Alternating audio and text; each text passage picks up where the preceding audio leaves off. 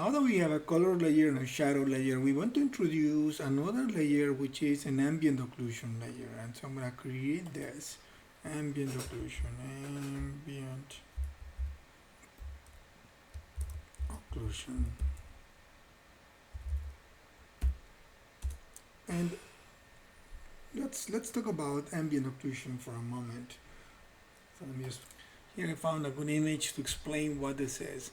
So in regular lighting in CG, in real life too, when we have a source of light to illuminate an object, and this here, normally we get to see the object illuminated plus the shadow that the object is casting on the object behind it, which is completely normal.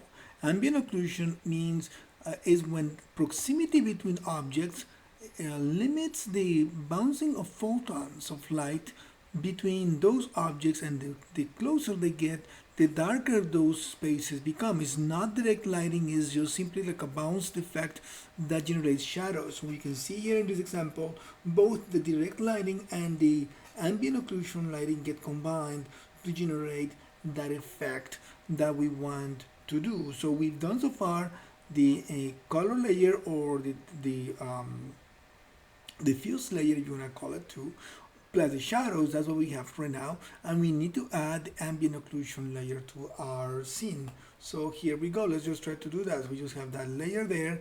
I'm going to create a collection for it. So I'm going to call it Amb OCC collection, and of course for that I need to add my objects.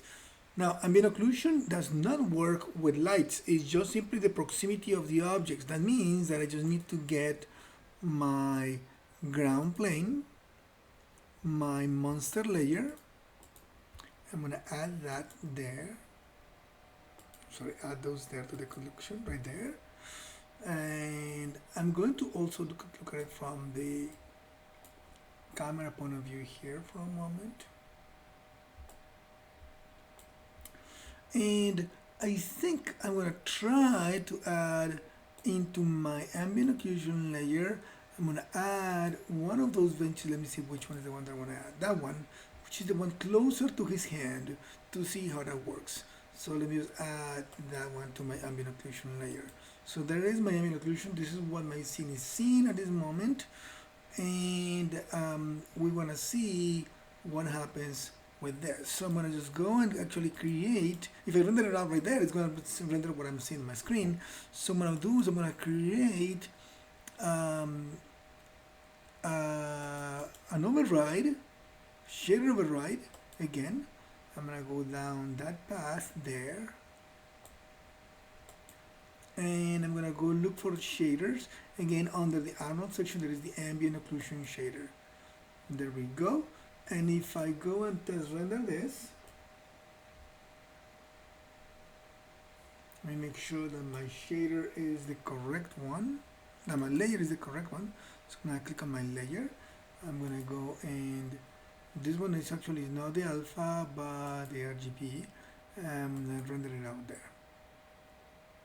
Ambient occlusion again does not need lights. It's just based on proximity of objects. That's why I did not include the canopy, because the canopy, if I put the canopy there, is going to block my generate a darker area that I don't want to generate, because the canopy is already darkened by the light shadow, the shadow that is casting. I'm gonna pause my video for a moment just to let it clear. So now you see how my object is generating self-shadowing and ambient occlusion, darker areas where things get closer together. So that will generate nice punching of my shadows and nice punching of my volume that is going to be applied into my final composition when we bring it out into After Effects. One last thing is that ambient occlusion for the most part work with certain amount of sampling. It's a good idea. Right now we have just 3 samples. It's a good idea to crank it up, maybe go to 32, just to get a better, sharper solution. The ambient occlusion resolution is not dependent on the actual samples outside of my of the render settings, but just here. So 32 or 64 would be a decent number to do. It increases the render time a little bit, not too bad. I'm going to just pause my. So now you see that we got an ambient occlusion that has some more precision. You measure it, you measure the amount of samples. 3 is usually too low. We're going to go multiples of 2, same way as we did before, 16, 32, 64, and so on, to have a good quality. Alright, that's the video for ambient occlusion. We're going to create a couple more layers for us to have a couple other options, okay?